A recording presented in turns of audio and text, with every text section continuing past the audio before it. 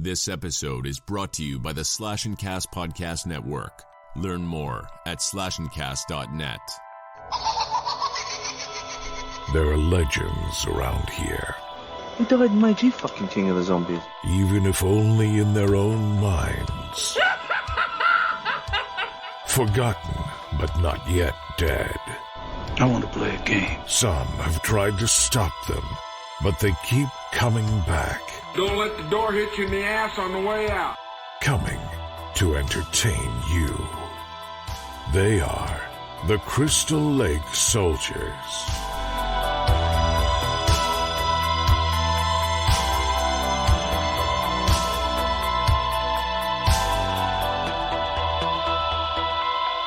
Welcome back to the Crystal Lake Soldiers podcast. My name's Isaiah, joined tonight, as always, by Mark, Sean, and Ted. How are you guys doing this weekend? Pretty good, man. Fantastic. Not bad. Awesome. Well, we are continuing our look at horror remakes this month. We just to kind of recap, we started out with John Carpenter's The Thing. Last week we did the David Cronenberg's The Fly. This week we're moving to the 2000s and we're taking a look at Marcus Nispel's Texas Chainsaw Massacre remake from 2003. Super excited to get into all that. But before we get into that, though, what have you guys been up to this week? Shit. Nah, I'm playing. I got into Castlevania Season 3 and I only got like 2 or 3 episodes left because I think it's the best season yet. And I just hope they keep going with this shit, man. It's a freaking great show, man. I'm bugging everybody I know like crazy to watch it now. So Nice.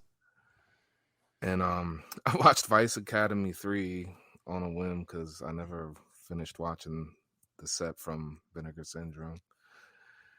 And I'm not sure, I don't know who I got this from, but it's called Edge of the Axe. I don't know if you guys seen it. It's like a late 80s slasher with a kind of a twist that I saw coming at the end, but it's fun, man.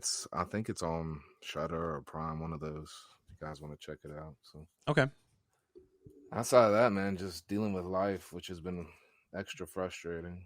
Yeah. That's about it, man. So. I hear you. What about you guys? I got my my Amazon tablet in, and I've been reading comics on that. Awesome. Yeah, I've been reading Spawn. You can get like the first 20 issues on Comixology Unlimited. Yeah.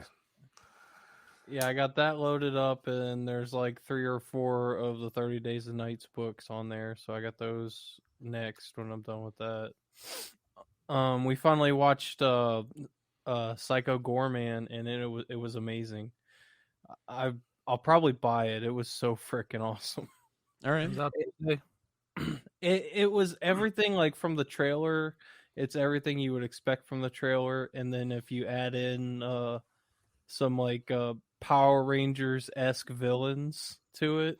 That's why I have it on pre-order. I can't wait to see it. I was gonna say I need to pre-order it already. It's so fucking good. Yeah, I just couldn't wait. I really wanted to watch it. It was like $6 to rent it. I could have waited to watch it on Shudder, but I really wanted to watch it. Yeah, fuck it.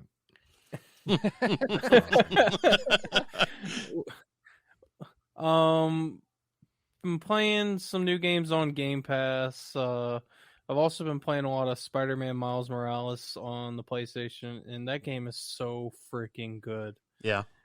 Yeah, it's like it's got more of from the first game, but obviously Miles has his own unique powers with his bioelectricity and his invisibility, which changes the game quite a bit.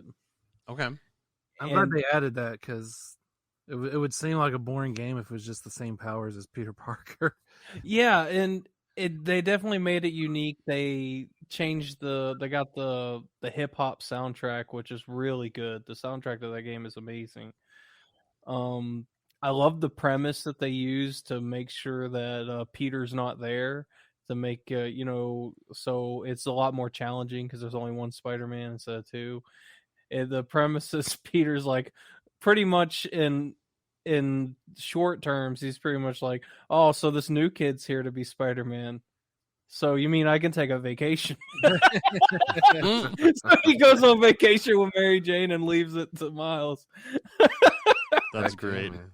Every superhero needs a break, right? Yeah, for real. I mean, at this point, he's been doing. I think he said he's been Spider-Man for like 8 years at this point in the story.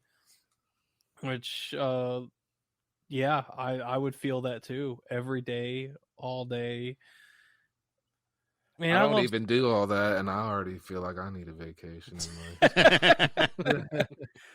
Yeah, and they got the mode on the. I don't know if it's on the PS4, but on the PS5 where you can turn on the 60 frames per second mode, and it is just absolutely stunning.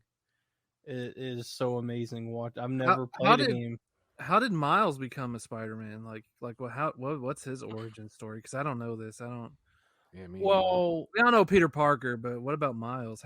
I don't remember the origin in the games. I'm just talking overall. Well, in the movie and in the comics, Peter Parker dies, and it's something to do where it's fated in.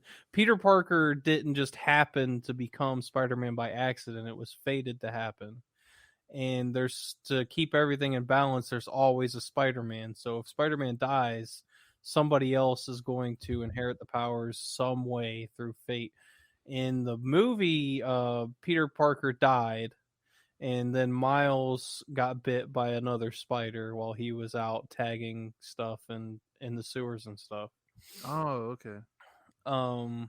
Yeah, I didn't know a whole lot. I looked up a little bit about him Is because it supposed to be like is it supposed to be like the same spider that bit Peter, but it's just like in the sewers now or something? Or I think in the movies, if I remember correctly,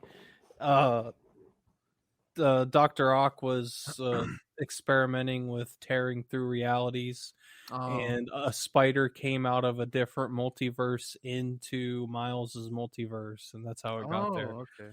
And that's why I haven't seen Into the Spider-Verse. Oh, it's such a good it's, movie. It's my favorite Spider-Man movie. That's by what far. I keep hearing. But I think that's how they explain why Miles's spider powers are different, because it's from a different universe. Oh, okay. Makes sense. Cool, actually. Yeah, it's you definitely should watch it. It's real. Yeah. I don't know if it's still on Netflix, but it was for a while. And it was on Netflix. I was so lazy and watching other movies. Like, you know how I am, guys. We all do it, man. I don't even want to look at my keys half the time. Right. Well, looking at the state of Marvel and the way things are now with Disney, I'm so glad that Sony has the rights. So Disney can never touch Spider-Man ever. Without Sony's involvement, at least. Without Sony's involvement. That's why the what's that game? The Avengers game that came out on Xbox and PC, you cannot get Spider-Man. You have to play it on PlayStation or you don't get Spider-Man. 2024, Disney and Sony merge into a bigger company. Known as Disney Entertainment. I don't think Disney has that kind of reach. I don't know if they do either. Because Sony is so much more than just PlayStation. Yeah, definitely. And they're big. Oh, yeah. Probably equally as big anyway. Yeah, and now Xbox and Bethesda, that's a big thing now, too. Mm-hmm. Yeah. That's huge. A completely, that's all I've been doing. Sorry to rant for so long. No, that's fine. I love Spider-Man. What about you, Ted? I've been off of work this week. This has been nice. Just been chilling, man. Just relaxing and watching my Vinegar Syndrome February package. So I finally watched Jeremy. That was the first movie I watched. That's the new Fun City edition. It was good. Sean, I think Boy Meets World got an idea from Jeremy. That's why. That's cool. You remember the episode when Topanga had to move away and like when they were in high school? The whole emotional. The whole thing. I think that's where Boy Meets Jeremy is where Boy Meets World got the moving part. Oh wow. That's cool. When I was watching it, because that's the conflict. Her dad gets his job back in Detroit, and they live in New York, and they have to move in like 2 days. And I was like, You know what? I wonder if Boy Meets World took the idea for this movie. It's quite possible. Sean and I love 90s cheesy sitcoms, so we always talk about that crap. I watched Alphabet City, which was awesome. I love that movie. As soon as the opening credits said Michael Winslow and Jamie Gertz, I was like, where's this movie been my entire life? Yeah, I couldn't believe you hadn't heard of it. I know, me neither, man. But I'm glad I bought it, and I'm glad I watched it. It was good.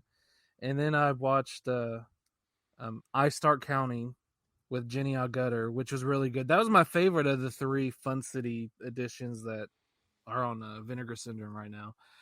That one was my favorite. I really got sucked into the story in that, and the whole who's the serial killer, and even I didn't even guess who it was. I should have when it was revealed. I was like, darn it, I should have picked up the one hit, but I was just so sucked into the story itself that I wasn't thinking, oh, this person's the killer.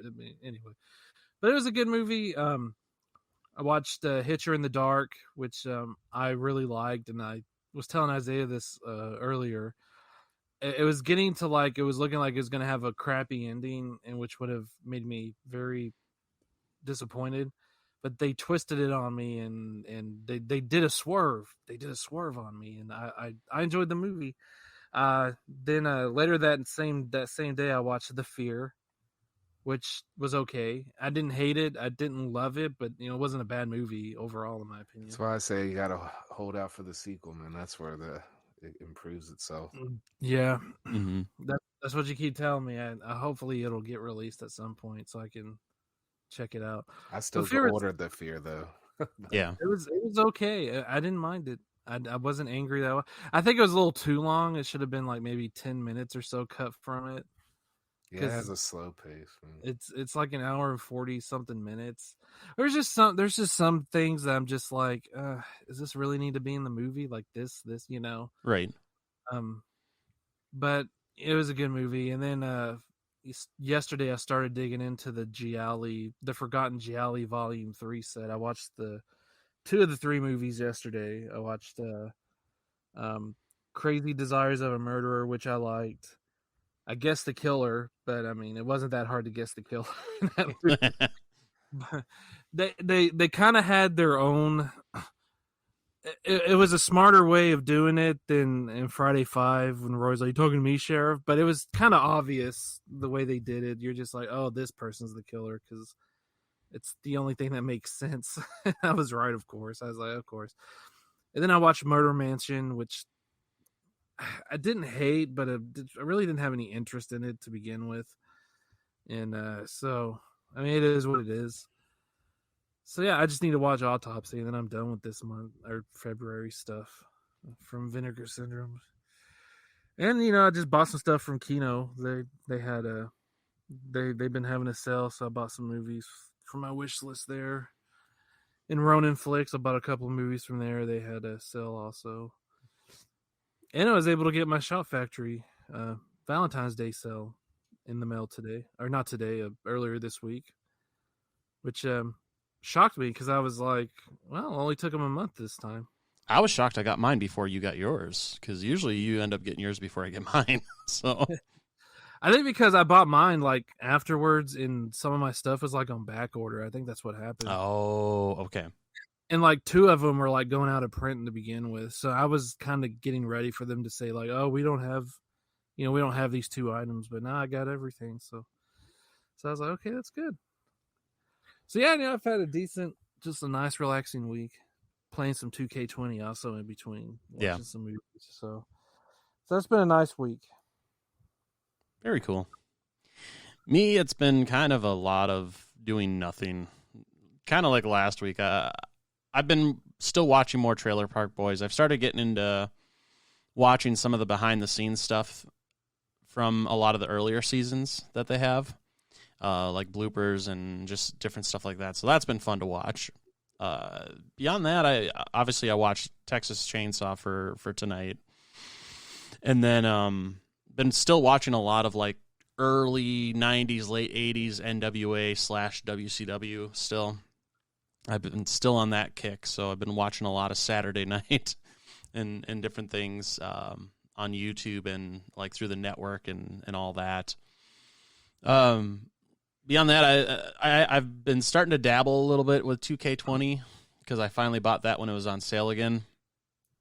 And just because I've been watching a lot of Trailer Park Boys, I've been like downloading a lot of characters from Trailer Park Boys on there and then creating them. So that's been kind of a thing.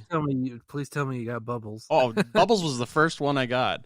I ended up, I found Green bastards. somebody, yes, somebody actually made a Bubbles that actually looks like Bubbles and had the alternate costume for the Green Bastard. But I had to buy the SmackDown 20th anniversary pack in order to get it because it had Hogan's stuff. I think it was taunts and stuff like that for a Green Bastard. So I had to get that in order to download that. So it was a worthwhile purchase just because that Bubbles like looks like Bubbles. I haven't been able to find a good looking Leahy, Ricky, or Julian yet. So I have a feeling I'm probably just gonna end up like uploading like their faces and then like making them myself. So Please tell me that the announcer says from Parts Unknown. I haven't played with it yet, so I still need to check. Fat gutted Randy too. Man. Yes, Cheeseburger eating. So started dabbling with that a little bit. Still playing a lot of Destiny right now and a lot of Animal Crossing. Still hooked on that game. I ended up buying the that 3-pack Super Mario game that had like Mario 64, Galaxy, and Sunshine, I think it was. Just seeing as that was, no longer going to be sold by the end of the month. So I ended up buying that, and then I bought Assassin's Creed, Rogue, and Black Flag for the Switch. So I ended up getting that double pack too. And so got those games. Haven't started playing them yet. I played a little bit of Mario 64. I found that playing on the Switch, it takes a little bit to get used to, especially for like the jumping, because it's kind of finicky on the Switch for doing like the triple jump you have to do with Mario 64. So that's going to take a little bit to get used to, but started dabbling with that a little bit as well. Other than that, I've been working on a project for some video editing because I haven't been doing a lot of video editing in the last year and a half, 2 years.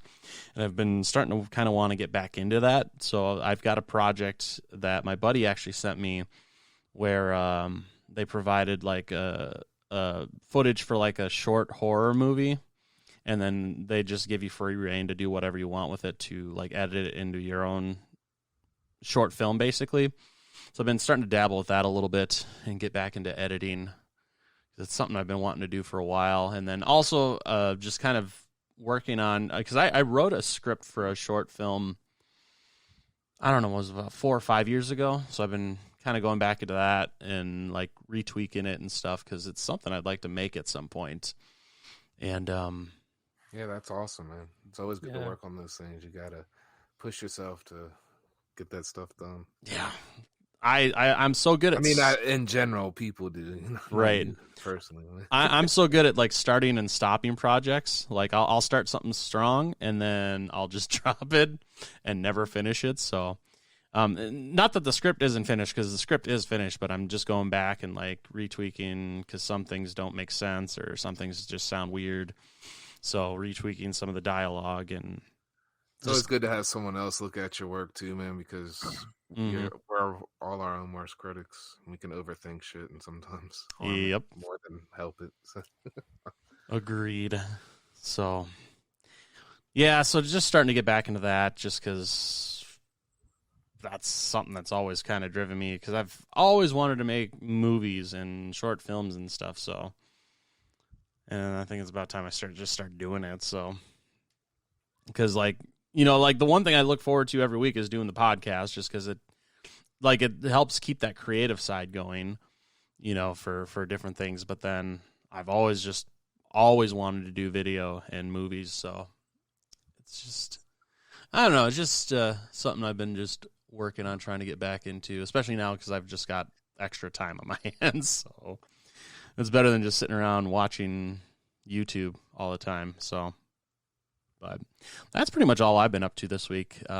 Is not a whole lot, but at the same time starting to work on things that I've kind of put to the wayside for a while and trying to get back, especially because I'm paying for this suite of like programs for like editing video and, you know, graphics and stuff. I've been paying for it every year, and I'm putting like almost $1,000 a year into these programs, and I'm not using them.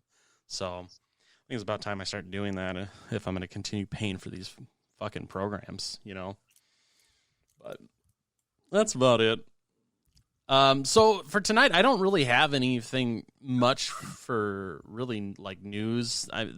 There is one rumor I just wanted to kind of bring up, and I'm sure you guys have heard about it. But you guys have heard about the rumor of Rob Zombie doing the Munsters movie, right?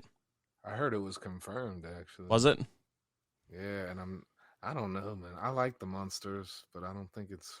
I don't know. And trailer trash monsters don't sound all that fun to me. But I mean, I'm just joking, but can Rob Zombie do something that's not like obscene or that's what I was thinking, man. explicit, Can or... he make a Family Monsters movie? Because This will be his turn to prove himself that he can do something completely different. yeah. That's the thing. If he can, I know he's a huge fan of the Munsters. I mean, last year when Shout released that double feature of Munster Go Home and the Munsters Revenge, he did a commentary track with oh gosh, the guy who plays Eddie Munster. What's his name? Butch Patrick. Good old Eddie. Name just flipping left me. Anyway, they did a commentary track together. So he's a huge fan of the Munsters. But... Well, one of his biggest hit singles was called Dragula, which was named after the car. Dig through the ditches. Okay, so now looking at this article, I do see where they're talking like Jeff Daniel Phillips is supposed to be playing Herman, with Sherry Moon, of course, playing Lily Munster. I just get tired of him always putting her like as a main character. She's playing Lily? Is that what you said? That's what it's saying. I'd rather her be Lily than Marilyn. True, very, very true. It'll be like, she could be Marilyn. she's nearly 50 years old. I was going to say, she's too old for that, man. She could be Marilyn. No, it's my wife. But it is also saying that Elvira's supposed Sherry to be in Zombie. I don't think she's the greatest, but I don't think she's terrible either. I don't think she's terrible at all. But I understand the complaint, though. It's just like Rob's always putting her in movies, but I'm like, yeah, it is what it is at this point. Right. I mean, Tim Burton always uses Johnny Depp. We can all move forward. Well, exactly. And his wife, too. Exactly. True. Yeah. Very true. I mean, I want him to prove to everybody he can do something different. This is his time. I do too, man. I love love Rob Zombie's music. I love some of his movies. I think there is a really strong artist in there. I really do. Yeah. I agree. And like you guys have said, I think this is a good project for him to prove that he can do something different. And versus like the trailer trash movies that he normally does, because if it goes that route, that's not gonna bode well for this. Here's my view on it. If he can make this successful and do something different, then maybe we can finally get that T-Rex movie that he always talked about like 10 years ago. That boxer movie. Yeah, it's supposed to star the guy who played Michael in his Halloween movies. I can't even think of people's names anymore. Tyler Mane. Tyler Mane, yes, thank you. Gosh, my brain's just not. it's going blank now. But yeah, he was supposed to play that character. And then like for years, I mean, for a few years, Rob kept talking about the movie, and it just never materialized. It just disappeared. Nobody talks about it anymore. I was always hoping to see something like that. So maybe this will generate interest for that. I mean, who knows? But hopefully he can. He takes this opportunity to be like, yes, I don't have to do everything about white trash people and horror, and which of course love horror. Don't get me wrong, but right? It'd be nice to see him do something different. It would be nice. It would be great if he could do something different with this. Especially because the Munsters is such a beloved Daniel product. Phillips can do the Herman laugh also. I can't do it. But Yeah, there you go. That's better than mine. Oh, it's so good.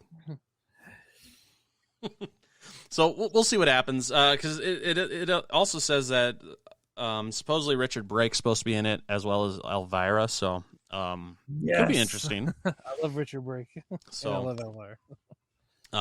Yeah, so supposedly, from what this article's saying, is filming's actually supposed to begin in early May, so that's actually coming up pretty quick. So, is Richard Brake going to be Grandpa? That would be hilarious. Is he going to be Eddie Munster? Oh, so Richard Brake's a great actor. I love him. Yes, I love watching him in anything. He's great. Definitely. But yeah, so it should be interesting to see how that materializes. Hopefully not a trailer park trash version of the Munsters. That's what I'm hoping for, if nothing else, you know. But beyond that, that's all I really got for news for this week. But anything else you guys want to cover here before we get started? I'll take that as a no. All right, let's go ahead and take... Well, I've got one thing. Okay. It's kind of a question. What do you think of the Batman suit having bat nipples and Batman and Robin? Okay, I'm just being stupid. You can move on to that. Oh, my God. You had to bring that up. He was trying to lower in the Catwoman. That was a stupid question, Ted. Everybody knows he should have had nipples all along. That's why Superman's jealous. Yeah. That's the real reason why we had Batman v Superman. There you go. I should have had Come the on. nipples. We all know why he chose leather for his suit. All right. The kinky stuff. That's why he likes Catwoman, man. Is that the tie-in to the 50 Shades of Grey franchise or whatever it's called? It's all that the really same Bruce universe. Good What Lord. have I done? I think I've gone too far this time. Oh no. I'm sorry, Batman. Good Lord. All right. All right, let's go ahead and take a look at 2003's The Texas Chainsaw Massacre. The film which you are about to see is an account of the tragedy which befell a group of 5 youths. Wow! For them, an idyllic summer afternoon Is anybody home? became a nightmare. What's wrong with you people? The events of that day were one of the most bizarre crimes of American history. The Texas Chainsaw Massacre. Rated R. So, Texas Chainsaw Massacre was released on October 23rd, 2003, directed by Marcus Nispel. This remake starred Jessica Biel, Jonathan Tucker, Erica Learson, Mike Vogel, Arlie Ermy, and Andrew Bernarski. So this actually surprised me because I thought it had a higher budget than it actually did. This only had a budget of $9.5 million for this movie. And worldwide gross that they brought in during its initial run was $107 million. So it made a fuck ton of money. It made 10 times the amount it actually cost to make this fucking movie. This movie made a lot of money. It made almost $30 million in the opening weekend. Yep. Made a whole lot of money. And it's a decent movie, which is really saying something, especially for remakes of horror movies, because they're very, very much hit and miss. This one actually pretty much nailed it. I disagree, but we'll get into that. I lay in the middle, so it'll be a nice discussion. Yep. This movie is the one that kickstarted the whole remake craze because it did so well. That's what started it all. Definitely. So, just a couple things regarding the movie. So, Erica Learson screamed so loudly during her test screen when she was screen testing for the movie that people in other parts of the building actually called the police to report that a woman was being attacked. So, she could be heard throughout the building when she's doing her scream test. So, I thought that was kind of funny. And then during the scene in the van where the sheriff, played by Arlie Ermy, and Jonathan Tucker, who played Morgan, were doing kind of the reenactment, if you would say, of the girl blowing her brains out. so Jonathan Tucker's character forced the gun down his throat during every take to make himself vomit in every take. So if you actually watch carefully, you can actually see him spit vomit out of his mouth in the scene that made it into the movie. And then finally, to kind of pay homage to the original movie, they brought back John Larroquette, who did the original narration and the narration for this one in the beginning, which is great because obviously he became actually a distinguished star after doing the original Texas, and it was a great kind of throwback to have him back doing the opening narration for this movie. Yeah, that's cool. I always liked that that Jonathan Tucker as an actor. Mm-hmm. I've always, everything I've seen him in, I've liked. I thought he did really good as the role for this movie too. Yeah.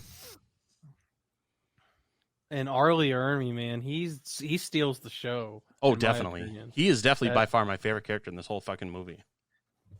Yeah, I was gonna say there's only two things I really like in this movie, and that's looking at Jessica Biel because I can't stand her fucking character, but and Arlie Ermey is fucking always great. So I don't mind Jessica Biel's character in the movie, and as an actress, I think she's just okay. Yeah, like I said, I liked to watch her. But... and yeah, there's just this one part where they do that. It's actually a really cool shot where the girl shoots herself in the head and the camera zooms out through the bullet hole in the window. Yes, yeah, I like that is my favorite shot in this whole movie. If you pay attention to Jessica Biel's character, the way she screams is so ridiculous and fake. I just could not help but laugh. The way she's like got her hands in front of her face and she's doing that, I was like, it's so fucking bad. I blame the whole incident on her trying to be so nice and helpful. That's the mean in me, because I personally think you're asking for trouble, help trying to stop and always help strangers. But... Yeah, I agree, but that's just the whole part of, if they don't ever do anything dumb, then we won't have a movie. Well, yeah, that's not something I hate. I just, like I said, I just blame her. Yeah, right. Oh, absolutely. She's even like, oh, when they find the little boy who's obviously not right, and she's all smiling at him like, we need to save this little boy. I'm like, oh my fucking god, you're hot. Oh, somebody smack her, man. Her boyfriend was fucking stupid too, though. Yes, he was.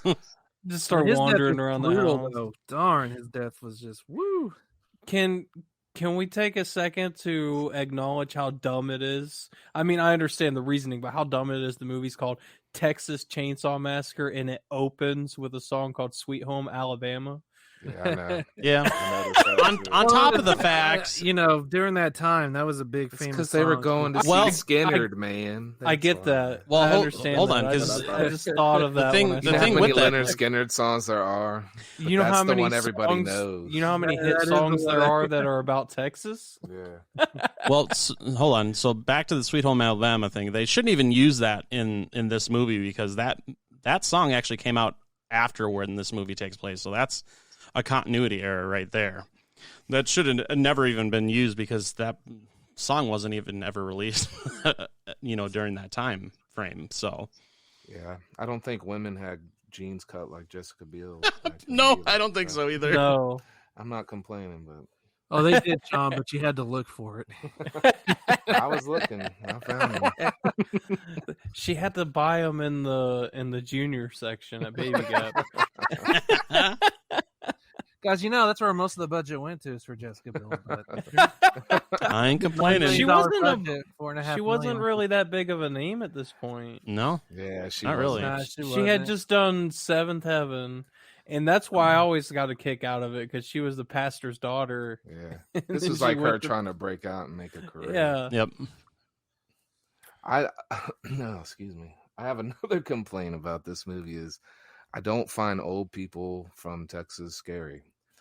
But they're not scary. I feel like the scene where they were at the gas station and they were talking to the grandma that was calling the wink wink sheriff. Yeah. I feel like she was like giving them an out, saying whatever you do is your business. Yeah. I feel like she was trying to tell them, if you leave, you'll never hear anything from anybody. That's what I thought. I was like, you're bitching, whining, complaining. All she said is, if you want to see him now, you got to go, which is insane because who wants to get in the fucking van? Or you can wait here 2 hours. Like, or you can just leave. Yep. Yeah. Yeah. That was just her and then the old man in Well, the wanted. wheelchair. And they just, everybody in it, I just felt like we're supposed to be scared of these people, but I'm just, I was in the original, and maybe I shouldn't compare. I was generally like, the hitchhiker they put in, like, that motherfucker, even in real life, like, he's a freaky fucking Yeah. he's a freaky dude. This is so far away from the original. Maybe that's what bothers me. The only thing that's really the same, I think, is how wild and unpredictable Leatherface is. Yes. Agreed. I love the look that they gave to Leatherface's actual face. Yeah. But personally, I thought it would be a lot more scary to not know what it is. Yeah, I thought definitely. I thought that was. I did like it though. I didn't like the face reveal. I mean, did the like, face was cool, but yeah, that's what I said. I like the work they put into it FX wise, but I thought it would be scarier to always wonder what his deformity looked like. Yeah, there's something about that original half woman looking rotten thing that scares the fuck out of me. This just looked like a kind of pieced together skin. I mean, he was. Don't get me wrong, he was still scary. The first one disturbs me. It would have been scarier if they took the mask off and then you see it's Michael Bolton. I like how he was wearing her boyfriend's face when she. That was Yes, great. that was so great. hard, dude. I was like, he actually looks like a nicer guy.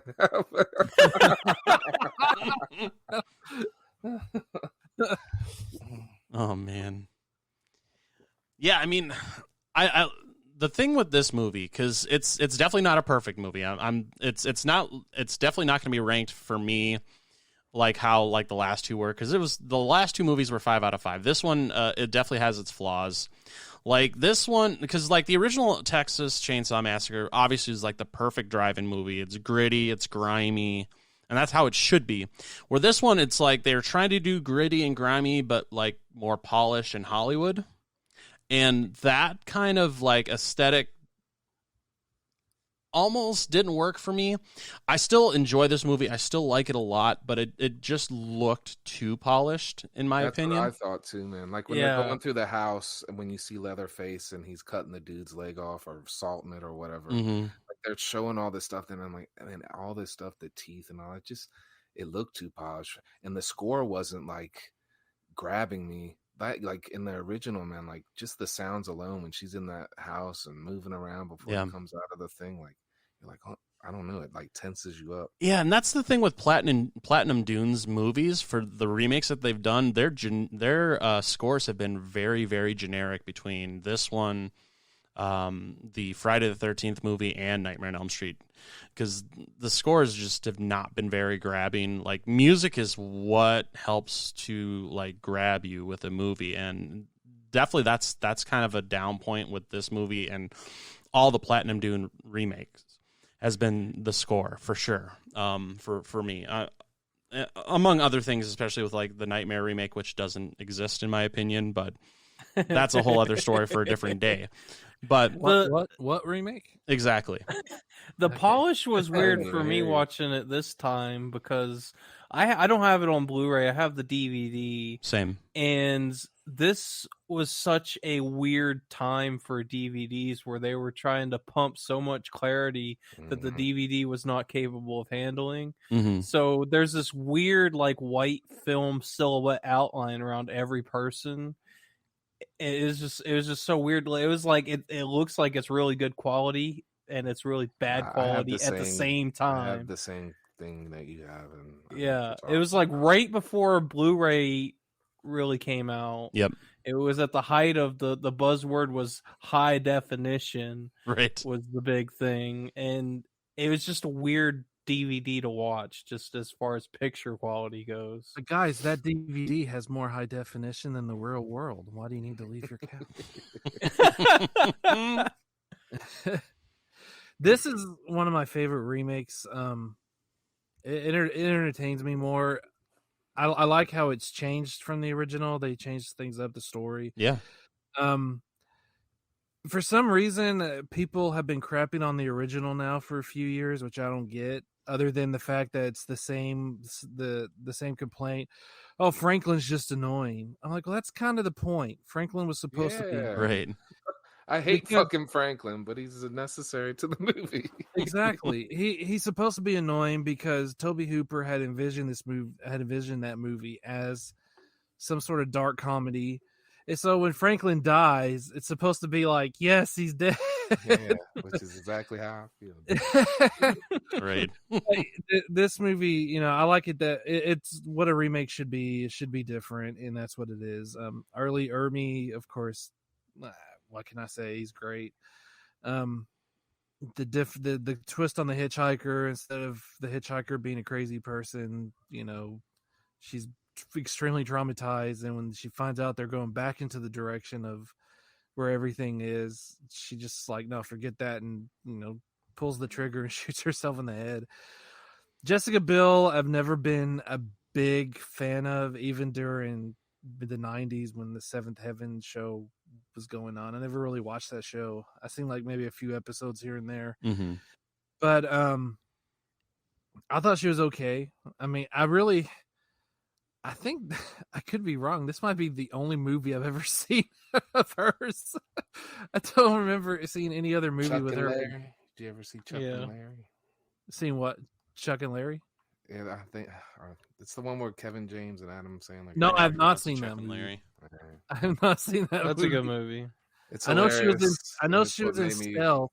I haven't like seen her. Stealth. Yeah, that I haven't seen either. Was she? Wait a minute. Was she in that Nicolas Cage movie? Like He Can See the Future. Next, yes, he was. She was in that. Okay, I've seen that movie. Okay, so I've seen 2 Jessica Biel movies. Is that the movie where you could see only like 10 seconds into the future or something like that? I Man, saw that movie once- sucked. I saw that movie once in the theater, and I don't remember anything about Isn't it. it Knowing or whatever? It was bad. It was called Next. Next, That's, all right, yeah, I knew it was something like that. I couldn't remember if she was in it or not. So I've seen 2 movies. So she's not really an actress that I'm like, ooh, I got to see that Jessica Biel movie. Yeah, she's fine. She's not amazing. I guess she's fine in this movie. I didn't have any real complaints. Main complaint is what you guys have already talked. I mean, the movie looks too pretty for I hate how it's shot so close up, man. Like there's so much close up shot. Yeah, I don't know. That like really got on my nerves too. They really could have used some more establishing shots, especially of like the countryside and other things like that. Yeah, it was definitely way too close up for like everything. Like even of the house and where the house is sitting, you always see the house just super close up, and that's it. With that light behind it. Yeah, the movie entertained me enough to go and see the beginning in theaters when it came out. Mm-hmm. And I was the only one in the theater when I went and saw that movie. This is the reason why I need to catch up on all the ones they've done is because it ruined it for me. I was like, nah, man, which isn't fair. It's something I've been going back and trying to correct, but it's not big. And I went into this thinking, you know what, I'm going to give it a chance. I've only seen it twice, and that's back when it came out. So, but I don't know. It was kind of slow and boring to me for quite a while. And then it doesn't. I have a lot of fun great. with this movie. It's all right. There's worse movies, and it's not my Yeah. like. I hate some other remakes a lot more. Yeah, for sure. But I mean, out of the ones we're doing this month, I think this is my least favorite. I don't know. I have. What are we doing I'll next give week? I'll give that opinion next week because I have to rewatch Dawn of the Dead, and I don't know. Oh, In Dawn of the the Dead. preview, I don't fucking like that movie most likely. I like how liberal they are with like anatomy and bone density when it comes to chopping off limbs in this movie. It makes it really entertaining. It's a hell of a That's what chainsaw. movie it is. man. Yeah, dude, he cut off his fucking chainsaw, like his leg with the chainsaw, like it was butter. Yeah. That was something I was going to say too, compared to the original.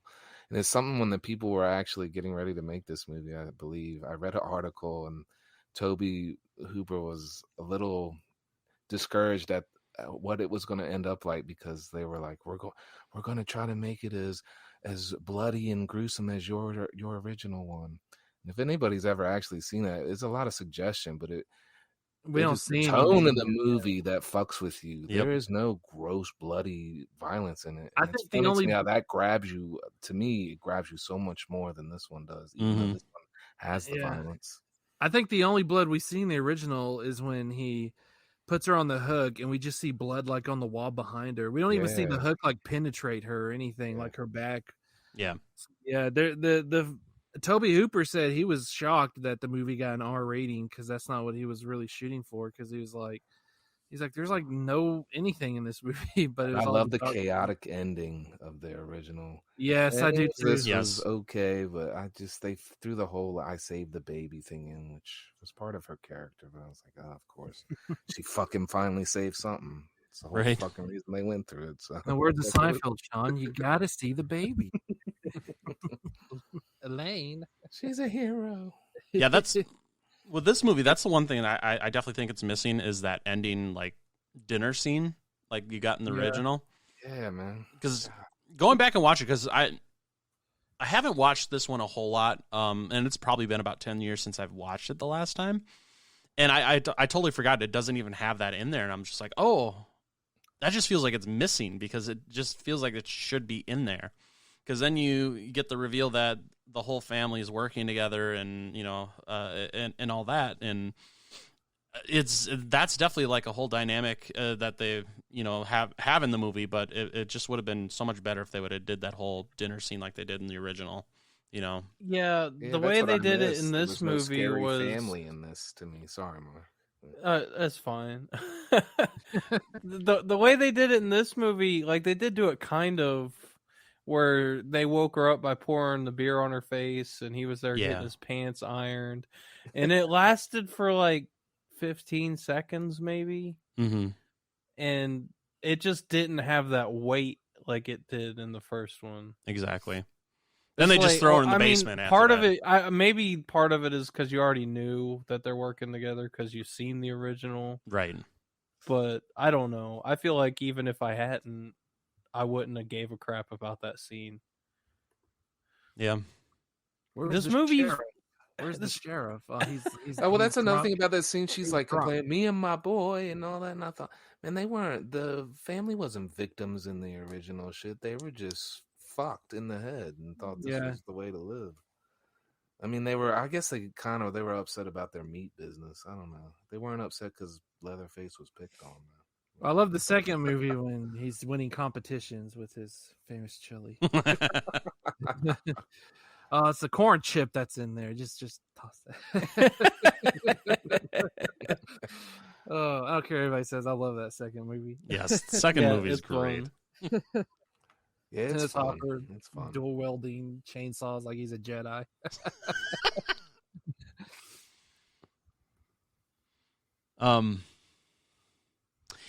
Yeah, it's like the ending is okay with this movie. It's not bad, but it's not great either. I mean, obviously she gets away with the baby and whatnot, and she runs over Arlie Ermy at the end, which, I mean, that's kind of satisfying. When she chops off Leatherface's arm in the meat factory, that was kind of like out of nowhere. That was weird. I thought. I think you were bringing that up because then at the end when she's driving in the truck and they're trying to like emulate the ending of the original, he's missing his arm, but he's still wielding that chainsaw. And I'm just like, how are they gonna make a freaking sequel to this? He doesn't have an arm, right? And then, of course they go and they make a prequel, and then that's it. But it's just like I thought that was just a weird decision in the movie to get his arm chopped off. I'm just like, what the heck? I do absolutely adore the scene where she chops his arm off and he's flailing it around trying to beat his own arm off with a chainsaw. That was pretty funny. Funny. As it's spinning on the ground with the chainsaw because it's still holding on to it.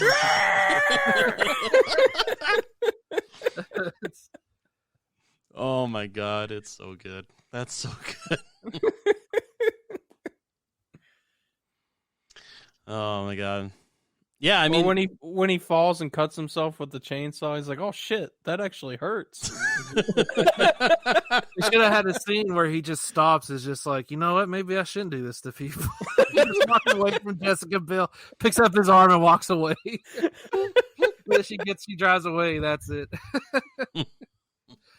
Leatherface had an epiphany right there. Sudden realization. Fuck this family. Getting flesh chopped off freaking hurts. This family's crazy, man. I'm out of here.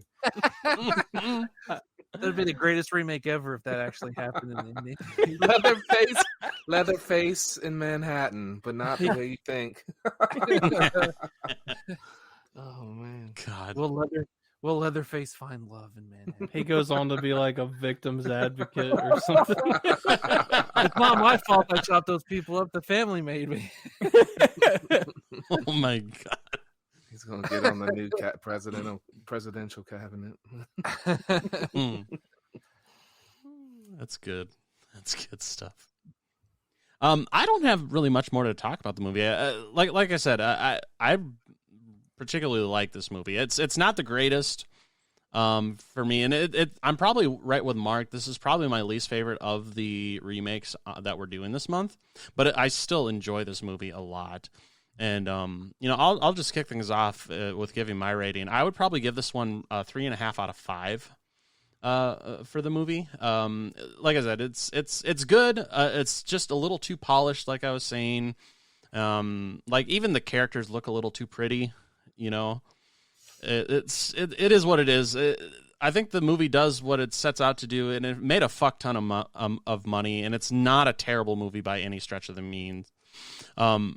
But yeah, it's good. It's just not great, in my opinion. I'm gonna give it a 2, maybe 2.5, just because Jessica Biel looks so good when she's wet. And yes, that was perverted. I don't give a fuck.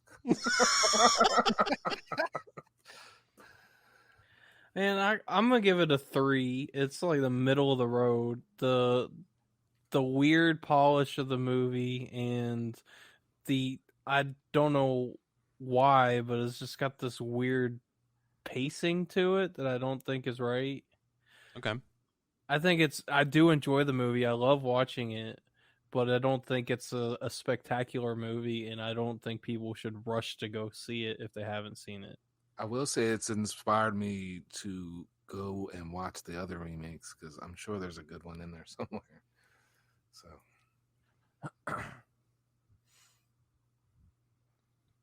What about you, Ted?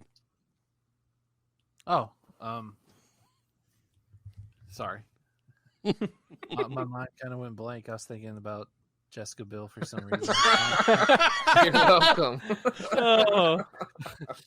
No, really, Jessica Biel I've never been really attracted to her, to be honest. Like she's pretty, but I've never been like, ooh. I wasn't either until I saw Chuck and Larry, and then I went back and was like, oh wow. Yeah. I like her. That's just me though. I'm weird when it comes to we all like it. But I'll give this movie a 4. It's entertaining. I enjoy it for what it is, and for all the bullcrap we were getting in the early 2000s, this was a gold, or I should say, this was the corn and the big turd. Of the early 2000s. Yeah. One I don't feel like digging out. So. It's not shit, but it's not shit, but you still don't want to eat it. Well, not if it came out of crab. No, you're not going to want to eat it. I mean, we're talking about corn here, but yeah, I mean, we had so much garbage coming out in the early 2000s and horror. It was just, I mean, Sean and I have talked about this just in privacy, just how horrible things were back then for the horror genre. A lot of, even like the direct video stuff was just really bad too. Just we weren't getting anything good, and this comes out and it was decent. I enjoyed it. That's so I think it's one of the better remakes. Unfortunately, this movie, like I said before, was the one that started the big remake craze that happened in the 2000s. Yep. And everything was getting remade. House of Wax, then Halloween. There's just a bunch of stuff that I can't name off the top of my head because I'm having trouble tonight for some reason thinking. It's this vacation, man, it's made you lazy. I've had, my vacations made me I've been straight chilling this entire week and I just don't give a crap. Ain't nothing wrong with that. So, but yeah, a 4 out of 5. Very entertaining. One of the better remakes to come out of the remake craze. I enjoy it very much. Yeah, so that's my rating. All right, perfect. Well, we would also love to know what you guys think. You can always reach out to us through our social media. We're on Instagram, Facebook, and Twitter, all at CLS Podcast. We do hope you enjoyed this week's episode. Next week, we will be talking about Zack Snyder's Dawn of the Dead from 2004. I'm particularly looking forward to that episode. I actually am one who actually really enjoys Dawn of the Dead, so I'm looking forward to revisiting that and talking about that next week. But until then, are there any final words? Yeah, if all this talk of the royal family's upsetting you, I just have some advice of going to your local post office or fire station and take a look at the flagpole and realize you're in the USA and none of this shit really fucking matters to you. So. I stopped caring about the royal family in 1776. Yeah. I'll just leave it at that. I don't even read the news about that crap. I don't even understand why that's even a thing. I'll just leave it at that, though. I don't even know what you're talking about. I don't even know what the deal is. I just see headlines and it's like royal family this and that, and I'm like, who gives a crap? Newsflash: an ancient old lady who is a queen might be racist, and she expects to be treated like a queen. Well, there you go. Never mind. I got jokes coming in my head now. I'm just gonna shut up. I had a feminist joke. I had a feminist joke coming up, but I just forget it. I'm not gonna do it. It's all right. On that note, we appreciate you guys checking out this week's episode, and we will see you guys next week. This episode of the Crystal Lake Soldiers podcast is brought to you by the Slash and Cast Podcast Network. Check us out at www.clspodcast.com or join in the conversation on social media. You can find us on Twitter, Facebook, and Instagram, all at CLS Podcast. Until next time, stay safe, campers.